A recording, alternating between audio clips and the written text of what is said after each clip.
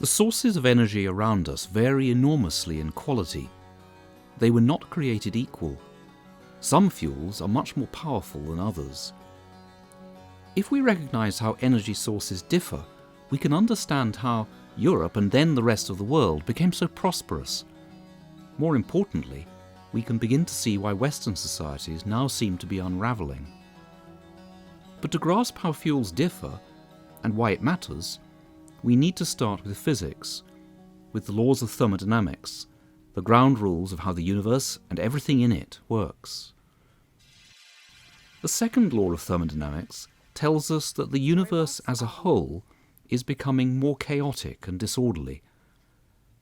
We can reverse that tendency locally by doing work. This work produces temporary order, and when that order makes things better for us, we call it wealth.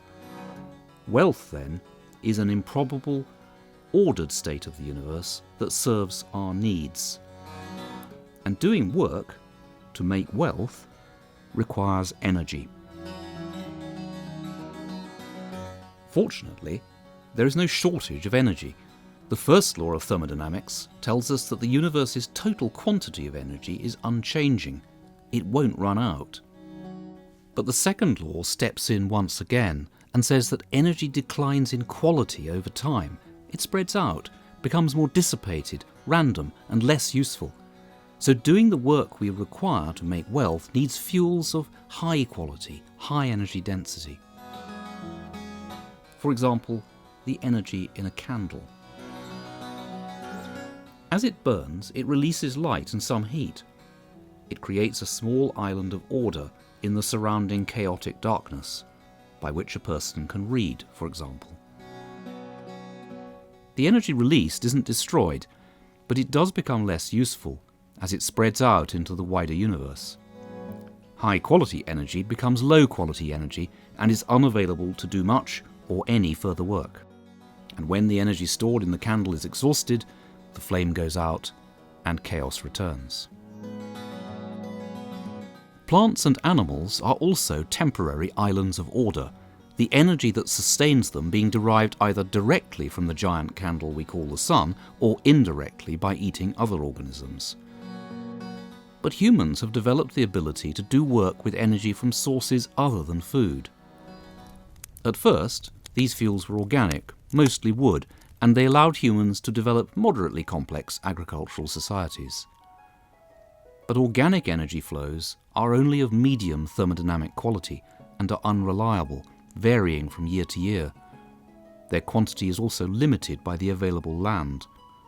Consequently, societies that depend on them are generally poor and vulnerable to external shocks.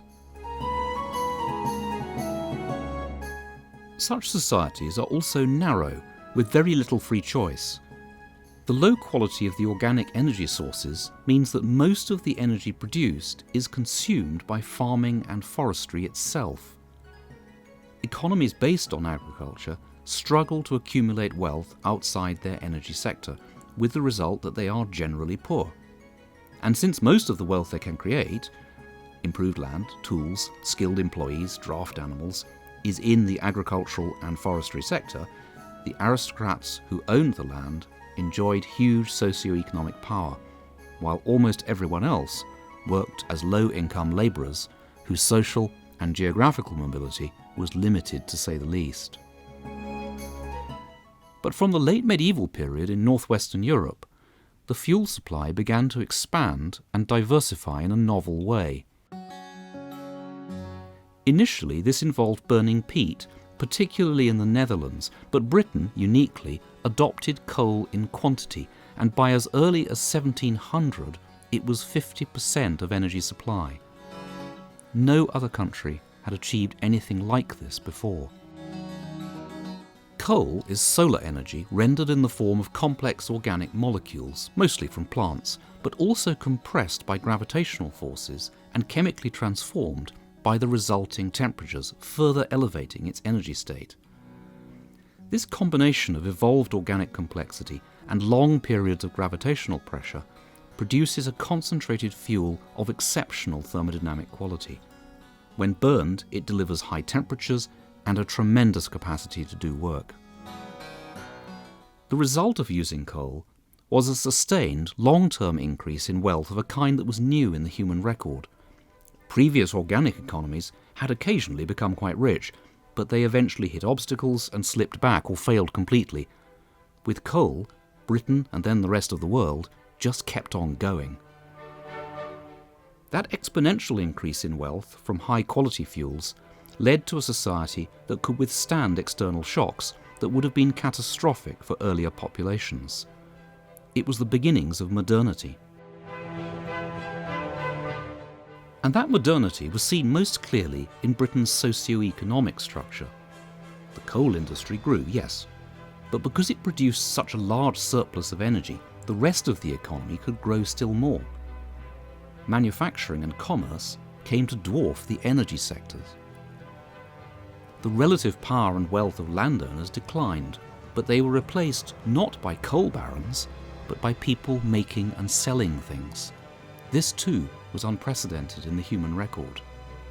Britain, as Napoleon observed, had become a nation of shopkeepers. Shopkeepers, however, who were now rich enough to fight and win a major international war against one of the largest organically fueled empires in Europe. Moreover, the British population now had choices. They could leave the land, start their own businesses, and live where, and increasingly as they wished. They were rich and free. Living standards improved, literacy rose, crime rates even declined, and Britain became a tolerant, trusting civil society and a much healthier and better place to raise a family. Population increased sharply.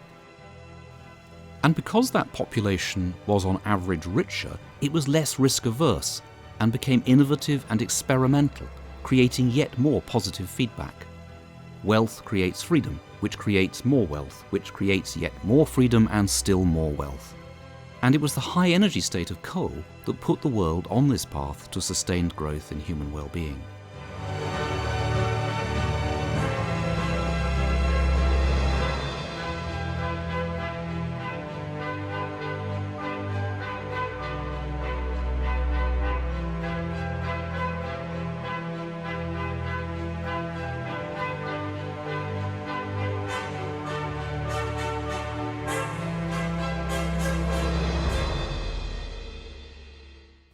High-quality fuels, coal, oil, gas, and more recently fissile uranium, have delivered an increase in human welfare unprecedented in previous history and prehistory, which is why the attempt, over the last 20 years, to switch to wind and solar power is so dangerous.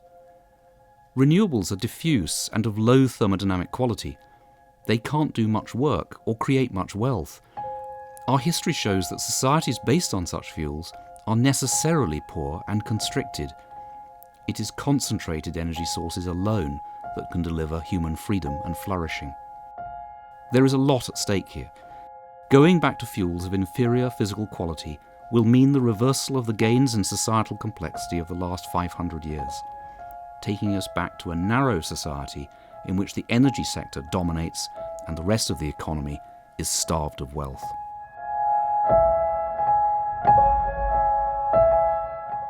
Investment in wind and solar is vast, reducing investment elsewhere and greatly increasing consumer energy costs.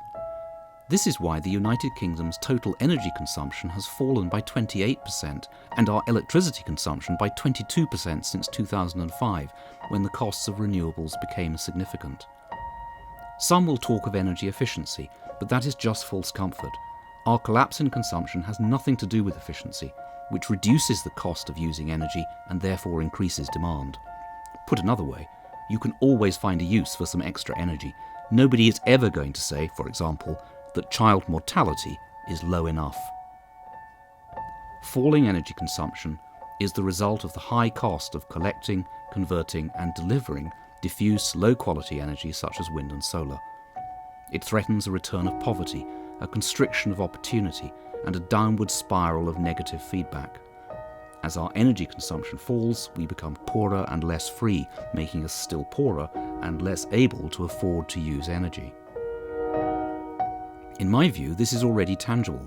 Infrastructure is decaying, living standards for all but the very rich are falling, our economy has become risk-averse, while our society is increasingly coarse, tense, sectarian, mutually suspicious, and criminal.